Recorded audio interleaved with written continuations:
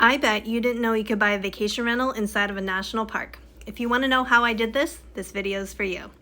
I'm Ellie, and my husband Drew and I bought a cabin inside Yosemite, and we live here part-time and rent the rest of the year to cover our expenses. First, let's go through the buying process. Buying a home inside Yosemite is actually the same as buying anywhere else. What makes a difference is that there just aren't as many cabins and options to choose from. There's only about 120 cabins or so here in Wawona, and most are passed down through generations. There's very few that ever hit the market. So for us, buying here just really came down to timing and finding one that fit our budget. We knew from the beginning that we needed the cabin to function as a vacation rental when we aren't here. So that meant that the math had to work. Occupancy rate, average nightly rate, all of that had to cover the mortgage, taxes, insurance, utilities, maintenance, all of that. So first we looked at turnkey homes. These are easier and faster to get started, but oftentimes it was out of our budget. And even at 100% occupancy, oftentimes the numbers wouldn't work out. On the other hand, you've got fixer-uppers, but these came with their own risks. You can have big renovation costs, unexpected issues, and just needing enough cash to handle it all. In looking for a vacation rental property, location matters the most.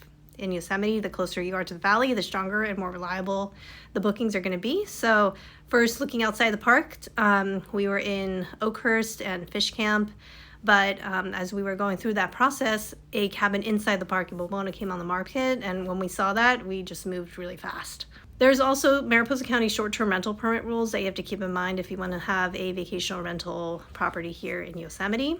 So the first one is that you have a maximum of 3 bedrooms and 10 guests that you can have on your short-term rental permit. So that means that even if you have a home that's 4, 5, 6 bedrooms, you can only rent 3 of them and max it out at 10 people. So what may happen is that your home is too big, but you can't charge enough and increase the average daily rate to make it worthwhile and make the numbers work out. On the flip side, if you have a smaller cabin, 2 bedrooms, or even a 1 bedroom, 1 bath cabin, they may not rent at a high enough rate. Your average daily rate might not be big enough for it to pay for itself. So you have this like kind of Goldilocks situation where you can't have a cabin that's too big or too small. Again, if you need it to work out for a vacation rental.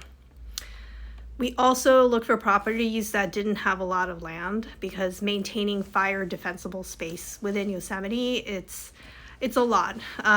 It's a lot of expenses, but it's also scary, to be honest with you. We need to make sure that we protect the forest, we protect our home, we protect Yosemite, and it's on the homeowner to do all of that.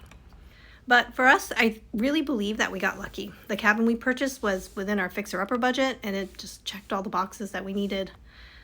For timing, it took 1 month for escrow, 4 months to get a building permit. That took a lot longer than we were expecting, and about 4 months for renovations. But to make all of our dreams come true, we still need to get our short-term rental permit, and this process has been very challenging as well.